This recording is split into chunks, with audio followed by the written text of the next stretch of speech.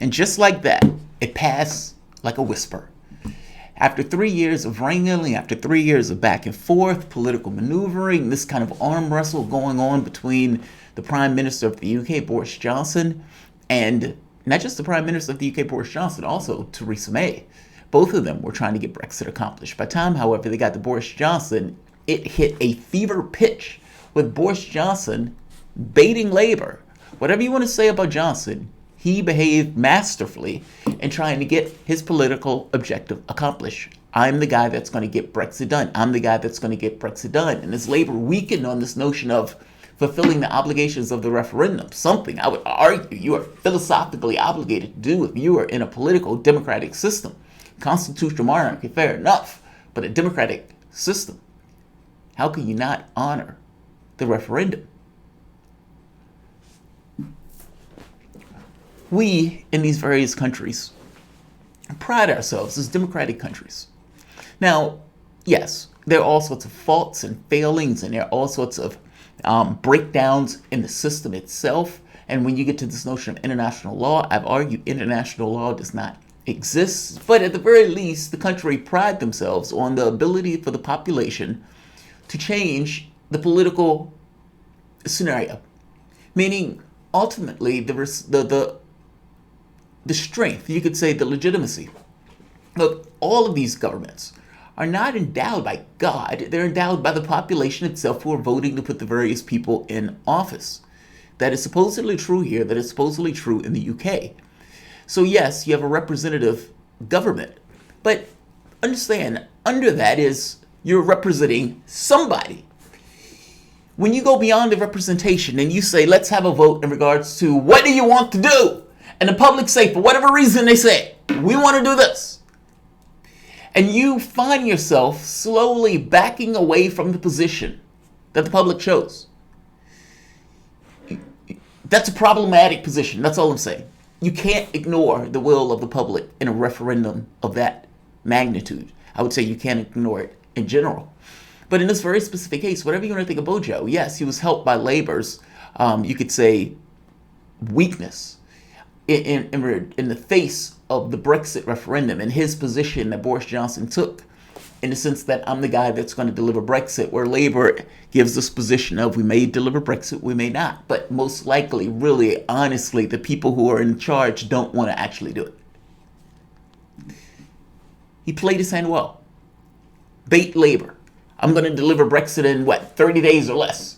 And they say, no, you're not. And they do everything in their power to stop him. He does everything in their power to get it done. He knew that there was no way for him to get it done. And yet Labour and the other parties went helter-skelter to the wall in order to stop him. And the public could observe Labour's position as essentially being a Remain party. He then turns around and legitimately said, I can't get what I want to get accomplished. I told you I was going to deliver Brexit, and I mean that. These people are stopping me in Parliament. You need to give me the Parliament that I need to deliver Brexit that I said I was going to deliver. And I am authentic on this point. Whatever my failings, I may be a liar, I may be a womanizer, all those things may be true. However, at the very least, you know that this thing that we have been fighting and arguing and haggling with for the last 3 years, that I am a firm believer in getting it done and give me the power to do it. I want to be bathed in the fires of an election. And that's what happened. And he won in spades. He won in spades.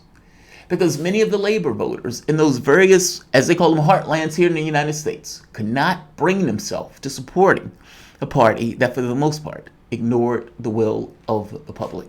And not just that, took a weak, spineless position on it and not even making a choice on whether you're going to stay or whether you're going to go. Bojo won, and he got his parliament. And today, in a whisper, that parliament delivered Brexit, or at the very least the withdrawal bill. It's just the start. But the third reading, he got his parliament. Bojo gets his big win. He gets his Brexit. Welcome to the Soapbox.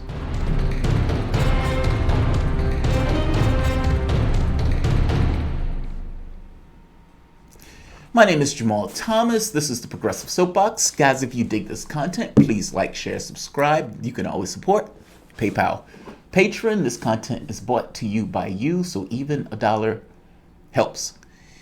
This went by silently after all of the fighting, after all of the back and forth.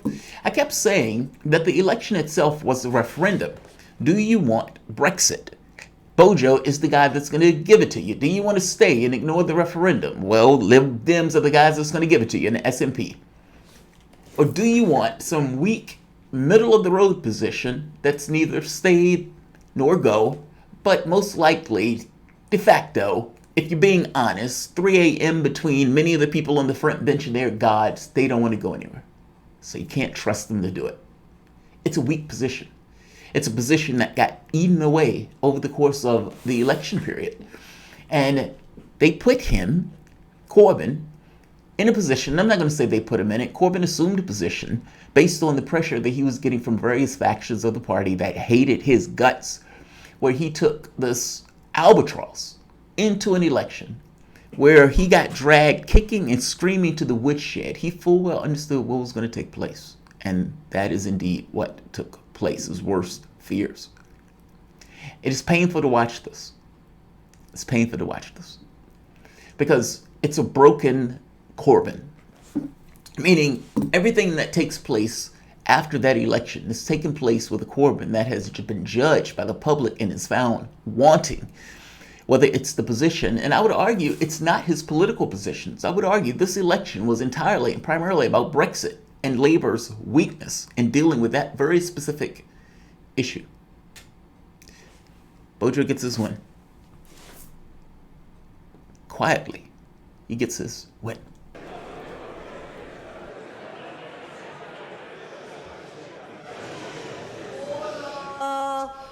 Order. The ayes to the right, 330. The noes to the left, 231.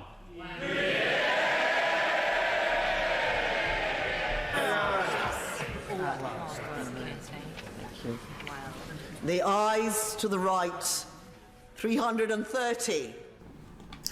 Let me just say, those estrogen treatments that Burkow has been taking has really been doing a great job. He looks awesome here. That was a pretty fast transformation for those quick NHS estrogen drugs that they've been feeding Burkow. Let's keep going. The noes to the left, 231. So the ayes have it. The ayes.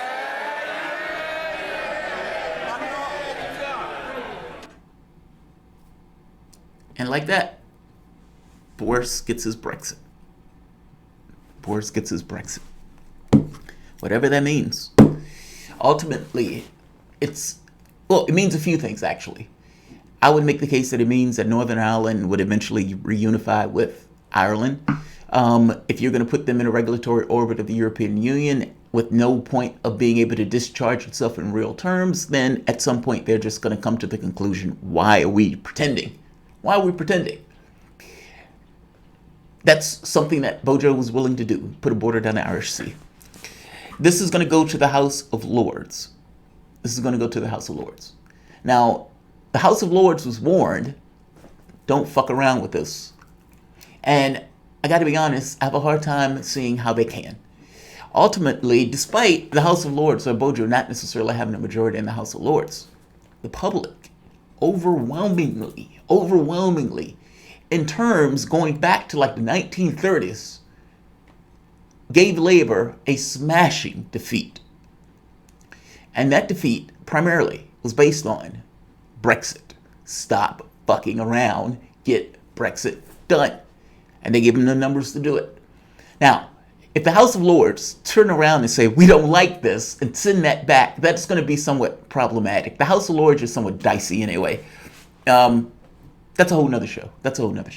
Britain has such an odd system. And it's not odd, that's not true. It's, you start off with this monarchy, kings and queens, and you slowly whittle away power from the monarchy. You know, it's incremental changes. fits and starts, but in some cases, you're talking about these kind of incremental changes with all of these fledges into the legal system. In this case, I would be fascinated if the House of Lords reject this. But stay tuned. Brexit has had its ups, twists and turns. Like, share, subscribe. Thanks all.